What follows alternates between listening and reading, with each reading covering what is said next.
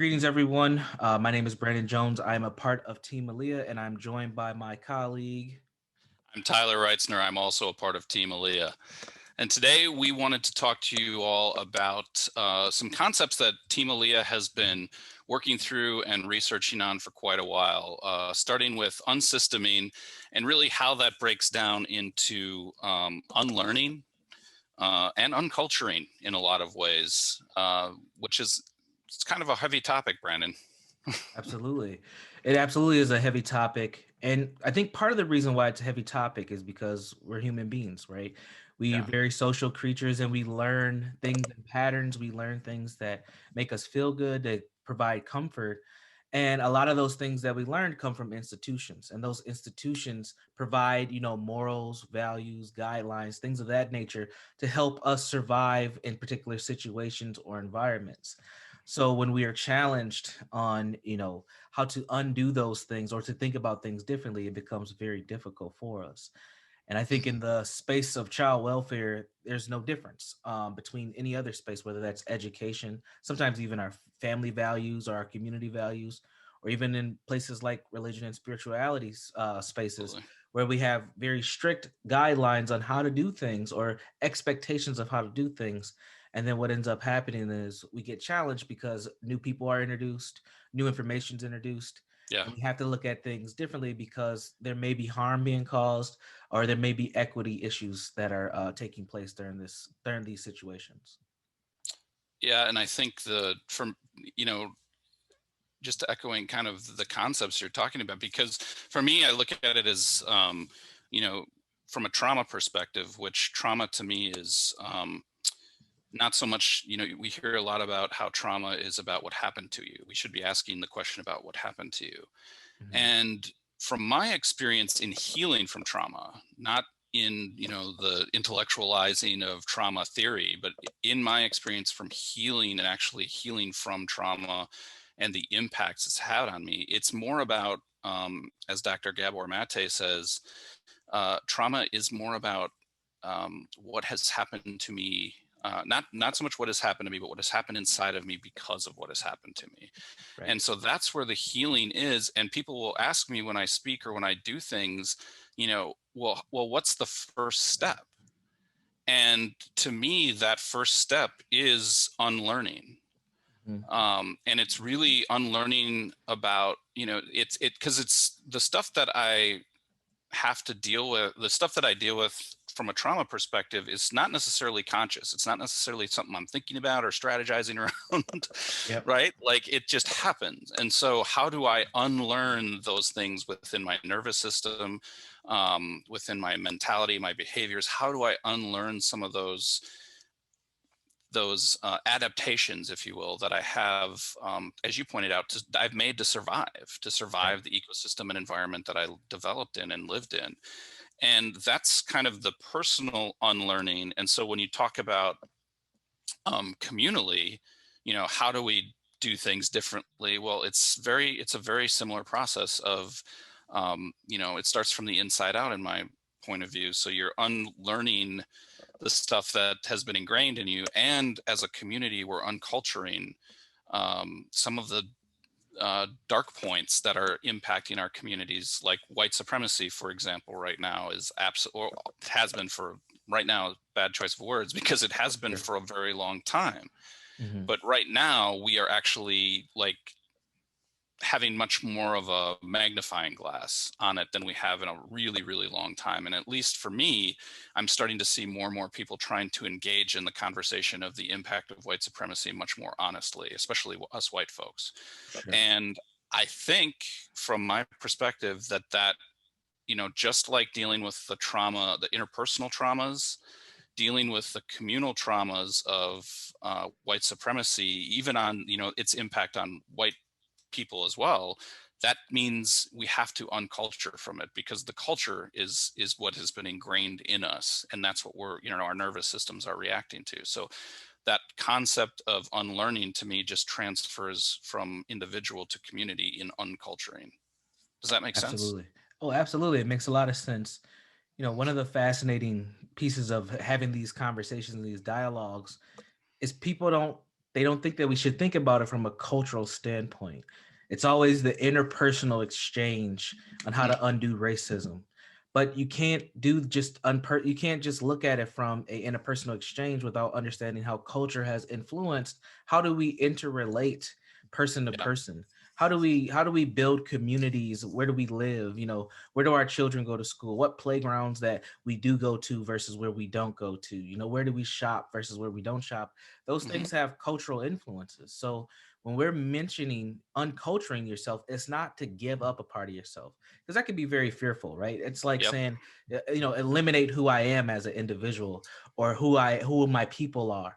And that's not what we're saying. What we're saying is being aware of your cultural influences, and also not being afraid to kind of analyze, has this cultural value, or this moral code, or this cultural standpoint that I'm coming from, has this been implemented to cause harm to someone else? Or if the intention wasn't to cause harm, has it caused Hmm. harm? And is there a way to shift or alter this cultural state where it doesn't become harmful to anyone, including myself? And that's a big leap for many people. And I think that, one of the important things for us to consider in the work that we do at Alia is really pushing people to challenge that thought process to the best of their ability, and challenge, how have we how have we developed over time to get where we are, and have these massive inequities. Even though we've come a long way, we can Hmm. still close gaps to the best of our ability. And one of the things that I believe is important is you have to look at how your culture has developed over time in order to do that. And Hmm. interpersonal interactions are important, but you have to understand that that's a limited scope on how things are impacted, especially on a communal level. Yeah, and realizing too that history is a lens, Hmm. right? Because these systems weren't created, history, the history of how systems were created, what was going on at the time, has a huge impact on those systems still in place today. Like, we work in the child welfare, with a lot of child welfare systems throughout the country, and those systems were definitely developed within a lens of white supremacy, patriarchy, elitism, and that lens formed this system. And you can still feel the impact of those lenses and those policies, procedures, and structures that were put in place. You can feel those today very much, and you see those in the results that we get, because the lens um, has never really been examined, taken apart, destructured, and really, in some ways, pulled out by its roots, so that we can really look at, like, is this a system worth saving or tweaking, or is it much more impactful to, take maybe a couple of pieces that have worked on the perimeters, but change it from the inside out and really create something that's brand new, and designed to help and support families and communities, and has the real science and research to back it up. Absolutely. And I think, this is a good place for us to talk about that unlearning and what does that really Hmm. mean? Because in order to do what you just shared, we have to be brave enough. I love the term having courageous conversations, but really unlearning is a courageous conversation with yourself and being brave enough to kind Yeah. of stand out there and say, hey, I have this awareness that the way that I've been taught, the way that I've been cultivated, the way that I've been socialized might not be the best way to be socialized. And at this point in time in my life, I may have to change some of my thought processes or my behaviors or even some of my feelings and reactions to situations, because it is not giving everybody the same opportunity to be healthy and to live a whole Hmm. life. And that is a very scary place for people to be.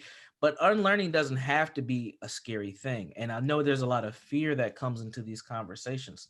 Unlearning is just willing to take your awareness and put it into action and say, okay, is there another way to look at this? Is there Yeah. another way that way to be, a way to interact with individual? And then what does this look like on a system level? And that's when we go from unlearning from an individual to unlearning as a system. How has the child welfare system been developed over time to create the inequities that we know that are there? When we look at indigenous young families, not even young people, but indigenous families and communities, when we look at African American families and communities, there's been significant harm done by various systems all Absolutely. across the United States, and I mean all across North America, and even some places in Europe as well. If we want to take a more global look at it, there's Hmm. a reason for that. We can't just assume that these were just individual people in those systems that had, negative intentions. No, those systems were created that probably for reasons that made sense at the time, but over time became kind of self-defeating behaviors on an institutional scale, and Yeah. has created the inequities that we have. And I think that it's important for us when we look at unlearning to say, okay, this is how we've always done it, but it might not be the best way to do it. So how do we take an alternative viewpoint, an alternative scope to create something better so that these young people and these families are getting justice? Absolutely. Absolutely. And that, it makes me think about, again, going back to kind of what I was originally talking about, the trauma. And, um, I have a saying that I kind of live by. I adapt to survive and I evolve to thrive. And it's not just a cute little rhyme saying, it's actually something that, for me, really resonates, because of evolution's a process. Right. Adaptation, you can adapt to survive in any situation in a moment's notice. And that's great. Adaptations also mean you're stuck in survival mode. And as someone who's lived a significant chunk of my life in survival mode, that is no place to live. And because you're really just existing, you're not truly living, right? Mhm. And so to be able to evolve to thrive is a process.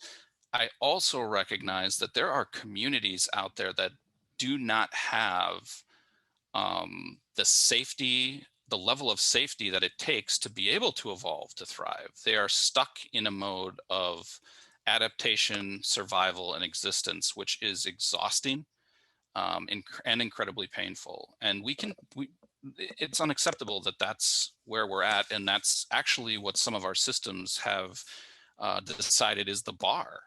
Mhm. That's where we're going to Yep. aim. Yep. So if we want to, I look at that as, a parallel to my life. There was a time where that was my bar, and it Mhm. was very painful. It was a very horrible way to just exist and live. And instead, getting to a place of thriving is not about, like, I'm not talking about happy, holding our hands, walking down the street, everybody's singing. Like, that's not what I mean by thriving. For me, thriving is being able to take and feel every aspect of life and Mm. feel safe enough to really feel it and process it. And the only way I know to do that in that process piece is to start with building self-awareness. I Correct. can't unlearn what I'm not paying attention to. Mhm. And that has been of that's what I always go back to whenever I'm struggling with something at all, is, okay, I need to, like, kind of examine this in me Mhm. and find out what is going on.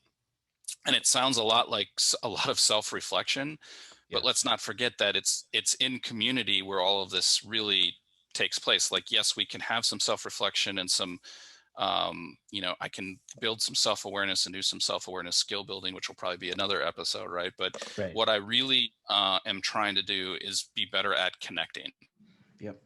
and which is happens in community and in relationships. So this idea of unlearning, unculturing, and unsysteming, they are all very intertwined. Yes. You can't kind of do one without doing all three. And really understanding what is the impact of the systems on me, what are the impacts of culture on me, what is the impact of the things I've learned through my ecosystem while developing on me, and not just what do I know, like, on the Mhm. surface, but digging deep to really start to ask myself, where are some of these reactions coming from? Where are some of these behaviors coming from? And especially when it comes to race, I think a lot of us white folks are not, and I don't mean this as an excuse, as more of an explanation, that we just aren't Mhm. aware of how deep racism runs in us, each of Correct. us. Mhm. and that takes some really courageous, honest self exploration. And I used to think that it was all self exploration, but a Mm-hmm. friend of mine, Resbo Minicum, you know, his work as Mm-hmm. well.